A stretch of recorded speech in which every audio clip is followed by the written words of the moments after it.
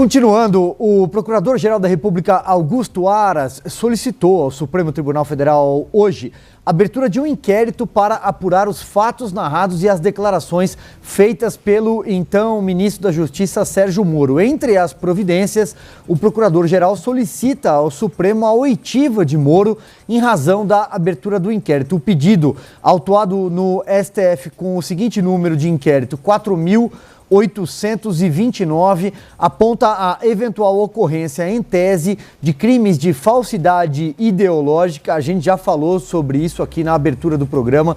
Seria a assinatura digital do ministro Sérgio Moro enquanto estava no cargo na demissão do Maurício Valejo.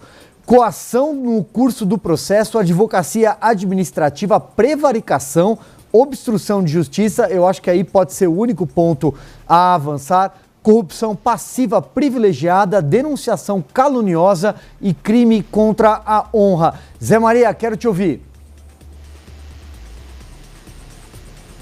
Pois essas denúncias, né, que serão apresentadas agora serão imediatamente investigadas, né? Passa para outro patamar. É interessante, veja bem, Silvio, como esta análise tem algumas nuances jurídicas e políticas, né?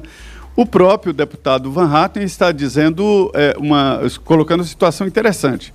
Para a abertura do processo de impeachment, é preciso o crime de responsabilidade.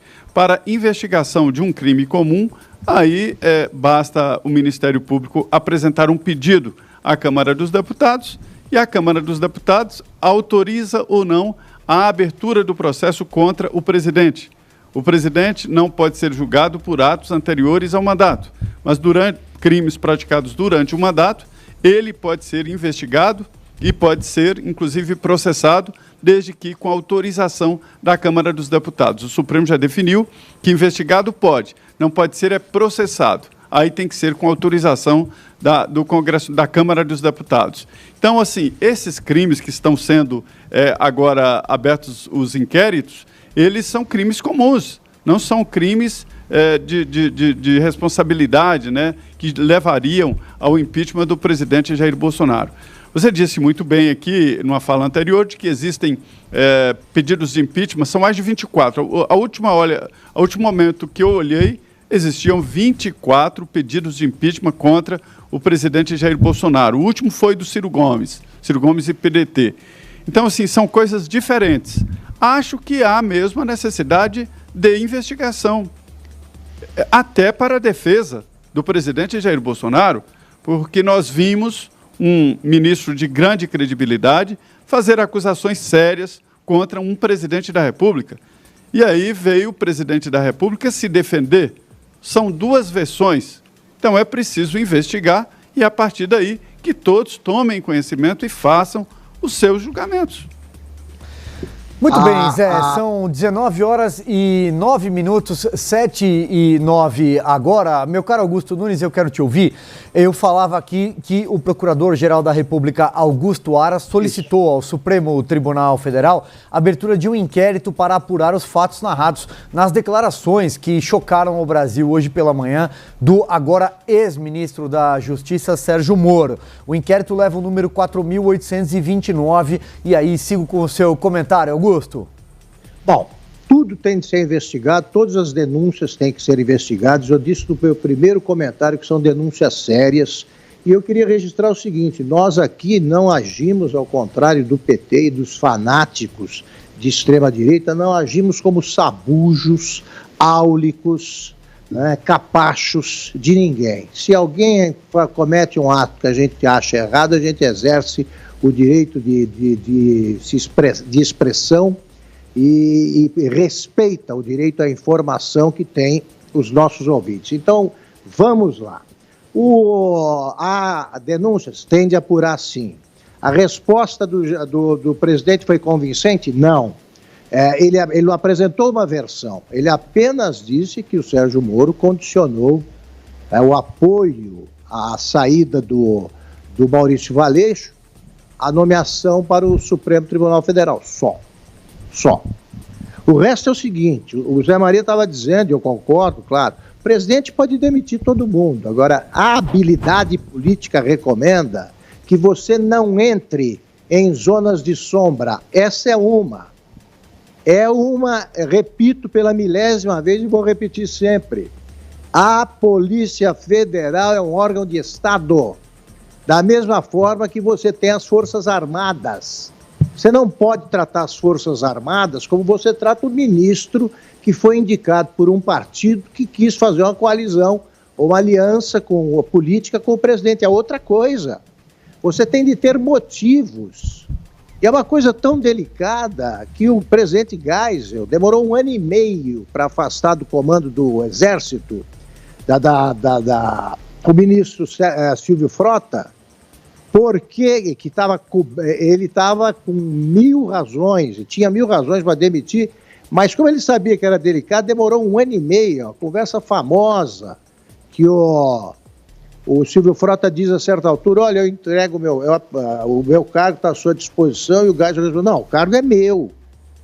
Então ele sabia que era dele e, no entanto, demorou 1 ano e meio, é hora de demitir o ministro mais importante e que vem agindo corretamente. O problema é esse, não adianta os fanáticos aí chamar agora de traidor. Traidor por quê?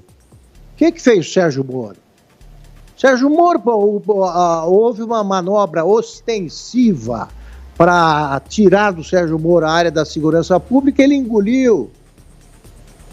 Sabe, ele apresentou, fez ponderações, e aí não houve esse fatiamento absurdo que se pretendeu. Então, qual foi o erro cometido pelo Sérgio Moro? Quando você vai, nenhum ministro é indemissível. Nenhum ministro é indemissível. Mas você tem que ter sensibilidade política para ver, primeiro, se você vai apresentar motivos convincentes para a decisão que você tomou. Segundo, a hora de demitir. Este é o momento. Muito simples. O PT segue um ladrão, né? Esses topam tudo. Então, todo mundo do PT está feliz, está comemorando. Então, se você faz alguma coisa que deixa feliz teu adversário, você errou. Ponto. Vai discutir os seus erros. Não adianta parecer cercado de ministros ali, convocados, para dizer, não, há uma unidade. Não há. Os ministros militares, sobretudo, que são muito sensatos, recomendaram veementemente a permanência do Moro. Então, a presença deles na explicação, na entrevista do presidente Bolsonaro, não significa apoio. Eles não estão coonestando a decisão. Eles lamentaram. Por quê? De novo, quer deixar feliz teu adversário, você tem o dever, como político, de fazê-los sempre infelizes com as decisões que você toma. Perfeito, Augusto. Eu só acrescentaria uma coisa, e concordando com o que você está falando, que é o seguinte, o que o Moro disse foi, olha, no limite, ele topava trocar o diretor-geral da Polícia Federal. Ele chegou a estudar um outro nome. Ele só fez um único pedido. Ele disse isso. Ele só fez um único pedido, Augusto. Ele disse o seguinte, qual é o motivo da troca? Por que eu tenho que trocar? Ele gostaria de indicar alguém, se for o caso. Exatamente. E aí, exato, perfeito. E aí fica, o presidente chama um pronunciamento, fala durante 45 minutos e a pergunta não foi respondida. Por que ele trocou o diretor-geral da Polícia Federal?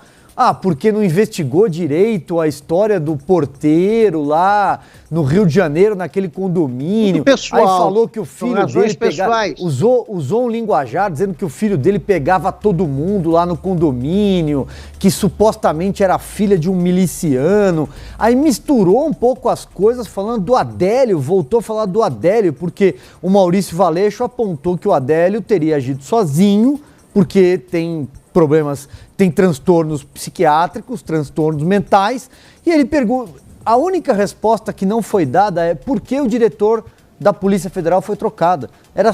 Era só isso que o Brasil queria saber. Estou errado, Augusto? Para a gente amarrar aqui, temos mais uma entrevista preparada. Ô Silvio. Certíssimo. Muito bem. O Zé me chamou, é isso? Antes, a nossa entrevistada já está na linha. Zé, você me chamou? Isso. Então vai, bem rapidinho, Zé. Sim, Silvio, é só dizer o seguinte, é a frase do presidente Bolsonaro, o presidente pode muito, mas não pode tudo. E ninguém elege um ditador por 4 ou 8 anos em caso de reeleição, né? Elege um presidente que tem lá as suas competências e seus limites. É isso.